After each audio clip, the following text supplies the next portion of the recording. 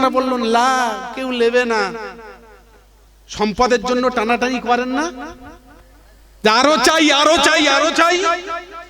কাদের জন্য চাইছেন আপনি? মুসলমান নিশ্চিত করে মনে রাখবেন, আমি এটাই আপনাদের বোঝাতে চাইছি, ঘর আমার, বাড়ি আমার, দোকান আমার, ইটভাটা আমার, এটাই তো আমরা বলে থাকি। কোনোদিন কি একবার বালিশে মাথায় রেখে বলেছেন ঘরটা যদি আমার হয়, দোকানটা যদি আমার হয়, ইটভাটা যদি আমার হয়, জলকর যদি আমার হয়, ছেলে যদি আমার হয়, স্ত্রী যদি আমার হয়, দুনিয়ার সব সম্পদ যদি আমার হয়, আমি কার? আমি কার? আমি কার? এটা ভেবে না, ভাবার সময় নেই আপনাদের। একটা বাস্তব দৃষ্টান্ত দিয়ে আমি একটা কথা বলি। মুর্শিদাবাদে একটা প্রোগ্রামে যাচ্ছি, শিয়ালদা থেকে ট্রেনে উঠেছি। আমি সেদিন প্রচন্ড কেঁদেছিলাম। আমি না এগুলো চিন্তা করি, বাস্তব দিয়ে চিন্তা করি। তো ট্রেনের মধ্যে উঠলাম যখন, একদম ট্রেনে যে প্যাসেঞ্জার থাকেন উপরে নিচে বুঝতে পাচ্ছেন, প্রথম আল্লাহর শুকরিয়া আমি একটা সিট পেয়েছি। আমার সামনে আছে চারজন, আমার যে সিটে আছি তারাও চারজন, আমার সঙ্গে একটা সঙ্গী রয়েছে। 1 ঘন্টা 1.5 ঘন্টা 2 ঘন্টা পরে ওদের সঙ্গে একটা আলাপ পরিচয় হলো, জিজ্ঞাসা করলো, মত বিনিময় করলো, হুজুর আপনি কোথায় যাচ্ছেন? আমি বলছি দক্ষিণ 24 পরগনা থেকে মুর্শিদাবাদে একটা প্রোগ্রামে যাচ্ছি। অনেক কথাবার্তা হলো, 3 ঘন্টার মধ্যে একটা পরিপূর্ণ বন্ধুত্ব ওদের সঙ্গে আমার হলো। এই আপনাদের এরকম কিছু হয় না? হয় না? 4 ঘন্টা 5 ঘন্টার পরে এক এক করে ওরা নামতে শুরু করলো। তার আগে আমি কিছু কিনলাম, ওদের দিলাম, ওরা কিনলো, আমারে দিল। নামতে নামতে নামতে একটি মেয়ে ছিল, তার একটা বাচ্চা 6 বছর 7 বছর ছেলে নিয়ে নামার সময় বলল, হুজুর আমার বাচ্চাটার জন্য একটু দোয়া করবেন। বারবার বলছে, হুজুর আমার বাচ্চাটার জন্য একটু দোয়া করবেন। আমি বললাম কেন, কি হয়েছে আপনার বাচ্চা? আমি তো দোয়া করেছি। না একটু খাস করে করে, কি হয়েছে বলুন। হাতে একটা রুমাল ছিল, রুমালটা সরিয়ে নিয়ে দেখলাম 4টে আঙুল জোড়া লেগে আছে। আমি বললাম ব্যাপার কি? বলে হুজুর বাচ্চাটা কারেন্টে পাখা চলছিল, ওখানে হাত দিয়েছে, তার লিক হয়ে হাত ধরে গেছে, সেখান থেকে হাতটা জোড়া লেগেছে। আমি কলকাতা এসেছিলাম ডাক্তার দেখাতে, ওনারা বলেছেন পরবর্তী সপ্তাহে আসবেন, পরের সপ্তাহে। তা আমি নেমে যাচ্ছি, একটু দোয়া করবেন। নেমে গেল, একটু কষ্ট পেলাম। শেষ প্যাসেঞ্জার যখন নামলো, হুজুর আসসালামু আলাইকুম ওয়া রাহমাতুল্লাহ, আমার জন্য দোয়া করবেন, আবার দেখা হবে কিনা জানি না।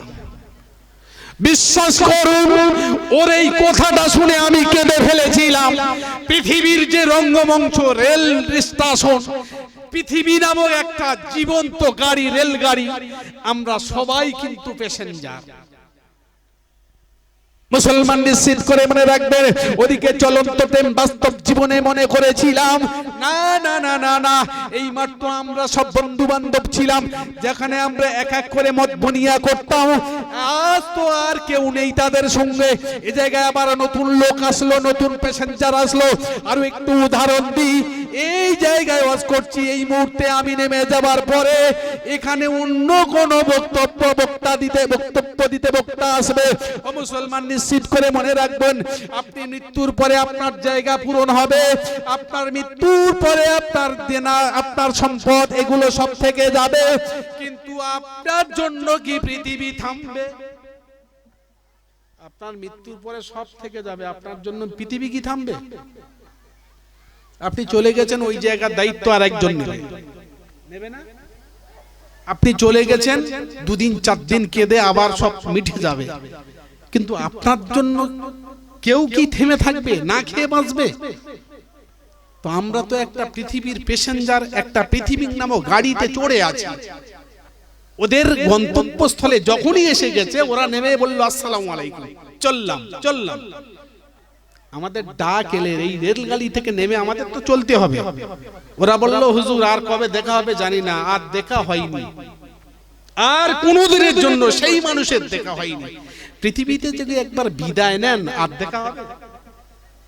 রেলগাড়ির জীবন আর আমাদের এই দুনিয়া নামক রেলগাড়ির জীবন তো একই নয়। ছেলেটারে বাজার করতে পাঠালাম, বাজার করতে পারলাম। আমি বললাম দেখ তুই আজকের বাজারে যাসনি, আমি বাজারে যাব। ঢোসারাটে গিয়ে একটা দোকান দেখলাম, দোকানের গায়ে লেখা রয়েছে রহমানীয় মুদিও ভান্ডার। দেখে বললাম এটা মুসলমানের দোকান। নিচে লেখা রয়েছে খুচরো পাইকারি মাল যায় পাওয়া যায়, সুলভ মূল্যে আমাদের বিক্রি হয়, আর সততা হলো মূলধন। তা আমি বললাম দেখ দেশের যা পরিবেশ পরিস্থিতি, এই মুসলমানের দোকান আছে যখন এখানে একটু মাল নিই।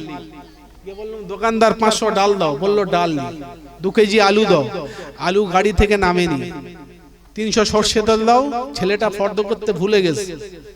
ও 5 টাকার বা 50 মরিচ দাও, বললে সেটাও নেই। কিচ্ছু যখন নেই শেখারিন দেন, বললো সেটাও নেই। আচ্ছা ভাই বুকে হাত দিয়ে বলুন, আমি যদি ওই দোকানদারকে বলি দোকানদার তোর দোকানে যখন কিছু মাল নি তুই ঝাপটা ফেলে রাখ, বলা কি আমার অপরাধ হবে? সত্যি করে বলছেন তো? অপরাধ হবে না তো? আরে ও তো লিখেছে খুচরো আর পাইকারি সুলভ মূল্যে মাল পাওয়া যায়, রহমানীয় মুদিও ভান্ডার, সব মাল পাওয়া যায়, আর নিচে ছোট্ট করে লেখা থাকে সততাই মূলধন। তা তোর দোকানে আলু নি, পেঁয়াজ নি, ডাল নি, জিরে মরিচ নি, কিচ্ছু যখন নি, ঘোড়ার ডিম তুই কেন বাচ্চাকে ওপেন করে রেখেছিস নিজে লাভা? তাহলে যখন বলা আমার অপরাধ হবে না, এবার আমি আপনারে বলি মুসলমান নিশ্চিত করে মনে রাখবেন, দোকানের নাম রেখেছে রহমানীয় মুদিও ভান্ডার, তার দোকানে আলু নেই, পেঁয়াজ নেই, ডিম নেই, শেষ তেল নেই। আমি যখন বললাম তুমি ধাপটা নিচে নামিয়ে দাও, আপনারা বলেছেন না, না বলা অপরাধ হবে না। নিশ্চিত করে মনে রাখবেন আমাদের নাম রয়েছে আব্দুর রহমান, আব্দুল খালেক, আব্দুল জুব্বার, আব্দুল খালেক ইত্যাদি নাম নিয়ে ঘুরছি। নাম শুনে মনে হয় মুসলমানের দোকান।